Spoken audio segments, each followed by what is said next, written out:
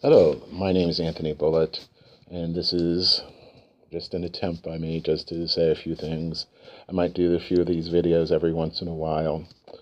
Nothing earth-shattering to say, but just some thoughts that I might have and just want to share. A couple of weeks ago, ABC ran a mini-series called When We Rise, which told the LGBT story going back into the 70s up through the present time. There wasn't anything earth-shattering new about the series, although it was nice to see a perspective from the LGBT on from the West Coast side versus the East Coast, which is what I'm more familiar with. And I did enjoy the series, no doubt. However, the second night was rough because that was the night that they did chronicled the AIDS awareness, or GRID as it was called, gay-related immunodeficiency disease, or the gay cancer as they called it. And it was rough to just sit and watch that story being told. And there have been other movies, Longtime Companion, for example, that have told the stories. In fact, last week I rented a movie called, it was called Holding the Man. And it was supposed to be this love story between these two gay men. Well, of course, it did touch on the AIDS portion. In fact, one of them ended up dying by AIDS. Spoiler alert. And it was rough to watch, and it's not easy to watch. And I often find myself turning my head when I have to see it, especially when you see all the Kaposi sarcoma spots on the patients. And I just think, like, where was I in the 1980s? Because I should have been aware of this. Although at that time I was not out, so I mean, it wasn't something that affected me personally.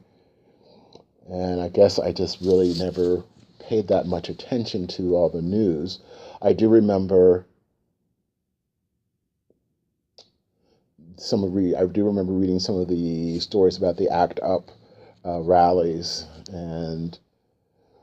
but that's it. I just really don't recall being aware of just all the deaths from what that time was called GRID, or AIDS at that time. And it sort of makes me feel bad that I'm not aware, that I wasn't aware of it. Sort of like, what bubble was I living in? And especially considering I was living in New Jersey, so I was near New York.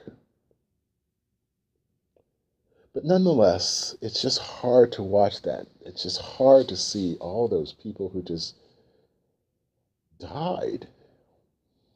And I guess the worst part is that for so many years, I think it was up until almost the end of Reagan's second term before he even would mention the word AIDS, before he even mentioned the word AIDS.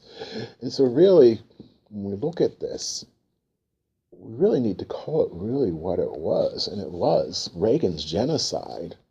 And you could even extend that even into Poppy Bush, Bush, 41, because it's not as if his administration did any better. But these two men sat around for all those years as all these deaths were happening, and they were aware of them as opposed to me, and they did nothing. And I just wonder how they live with themselves, or certainly, Reagan, of course, is now dead, but Poppy Bush is still alive, and we see him, you know, as some elder statesman that we like, even looking at his son, 43, recently going around promoting a book, even with all that he had done in terms of the war crimes, as far as I'm concerned, putting us in a war, killing. And it's almost, as I look at him, as I look at Bush GW, and look at his father, look at Reagan, and now you look recently what Trump tried to do with the repeal and reform of the Affordable Care Act, it's like the Republican Party is all about death. It's all about just ignoring sickness as if it just doesn't exist. And maybe it doesn't exist for them, but it does exist for some very real people. I mean, tens of thousands of people lost their lives in the AIDS crisis of the 80s and 90s. And as I look at those films, it's just so difficult to look at them. And I wonder how people who, especially those in the gay community today, can be Republicans, knowing that it was their party who just turned their back on us and let us die, and tried to say that, oh, it was part of God's plan, and tried to uh, humiliate us and tried to put us down in any way that they can through their moral majority, through their God this and their God that. And it wasn't anything like that. People were dying. And unfortunately, what too often happens on the Republican side, and I don't really mean to make this one comment so political, but all too often on the Republican side, things don't happen until they are touched by it personally. And it shouldn't be that we don't pay attention to an issue until it becomes something personal. That we should be able to have compassion for others. We should have empathy for others. And that we should be here on this earth trying to do things for others. But it just doesn't seem like that's the Republican way. And so when I look at movies such as the When We Rise series, or A Longtime Companion, Normal Heart, How to Survive a Plague, they're just heart-wrenching. It's just heart-wrenching what these men went through. And it was primarily men.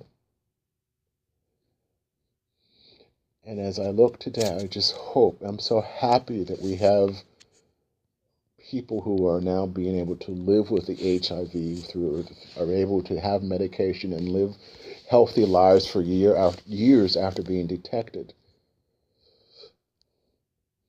But we need to pay tribute to all those people who lost their lives in the 80s and 90s while we sat around. And while I can sit here and blame Reagan, I can sit here and blame Poppy Bush, I have to put some of that blame on me for not paying attention as I should have.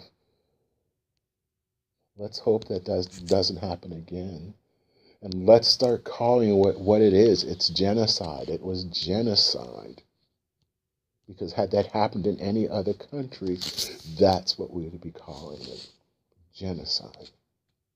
So when we talk about the AIDS crisis of the 80s and 90s, let's call it the Reagan genocide. Because he could have done something to combat it, but rather he stood by and did nothing. That's cowardly. And so many often on the Republican side, that's what we see is just cowards who don't want to help people, but just insist on hurting them. And we can't let that happen. We can't let that happen. Certainly not now in the 21st century. That's all for now, and maybe I'll see you around another time soon. Cheerio.